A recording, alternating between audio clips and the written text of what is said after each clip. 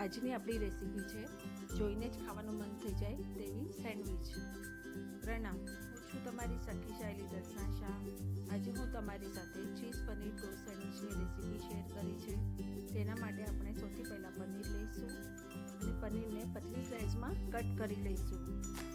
હવે એક પેનમાં બટર લઈશું અને તેને થોડું મેલ્ટ થાય એટલે તેમાં ચીલી ફ્લેક્સ અને ઓરેગાનોને સ્પ્રિંકલ કરી દઈશું।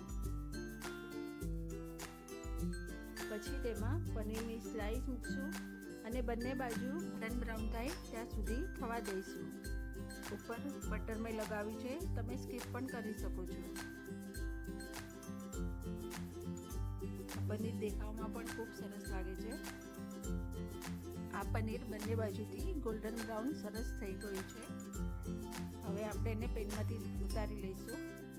3 લેયરની બ્રેડ બનાવવા માટે બ્રેડ લઈશું અને એના પર શેઝવાન સોસને સ્પ્રેડ કરી દઈશું અને પછી તેના પર ચાટ મસાલો ભભરાવી દઈશું।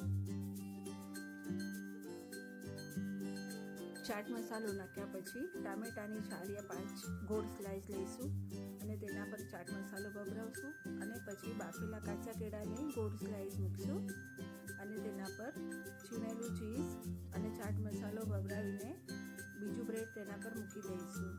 હવે આ બ્રેડ પર ગ્રીન ચટણી અને ચાટ મસાલો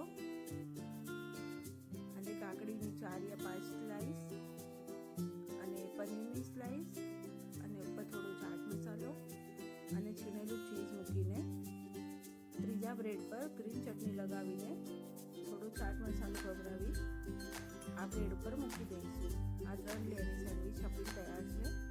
શાકભાજી હંમેશા મોડા લાગે છે સેન્ડવિચમાં, એટલે આપણે ચાટ મસાલો હર વેજીટેબલ પર નાખવાનો હોય છે। હવે આ સેન્ડવિચને બંને બાજુ ગોલ્ડન બ્રાઉન થાય ત્યાં સુધી થવા દઈશું।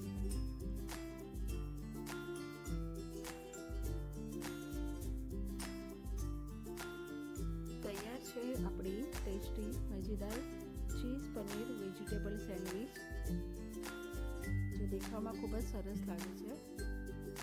બીજી રીતથી પણ જોઈ લઈશું। તેના માટે બ્રેડને 4 પીસમાં કટ કરી લઈશું અને 2 પીસમાં શેઝવાન અને 2 પીસમાં ગ્રીન ચટણી અને ચાટ મસાલો સ્પ્રિંકલ કરી દઈશું। હવે આપણે શેઝવાનવાળું પહેલાં બ્રેડ લઈશું, તેના પર ટામેટું અને બાફેલા કાચા કેળાની સ્લાઇસ, પનીરની સ્લાઇસ અને બીજું બ્રેડ લઈશું, તેના ઉપર કાકડીની સ્લાઇસ, ટામેટાની સ્લાઇસ અને ગ્રીન ચટણીવાળું બ્રેડ લઈશું। હવે પનીરની સ્લાઇસ, કાકડીની સ્લાઇસ ને પાછું બ્રેડ મૂકી ચારે બાજુ બટર લગાવી દઈશું। હવે તેના ગેસ પર થોડા અંતરે લઈને શેકી લઈશું। આ સેન્ડવિચ દેખાવમાં પણ સરસ લાગે છે અને ઘરે મહેમાન આવે ત્યારે તમે આ રીતે પણ સર્વ કરી શકો છો। તમને આ મારી રેસીપી કેવી લાગી તે મને કમેન્ટમાં જરૂર જણાવજો અને તમને ગમે તો મારી ચેનલને લાઈક, શેર અને સબસ્ક્રાઈબ કરવાનું ના ભૂલતા। ફરી મળીશું નવી રેસીપી સાથે।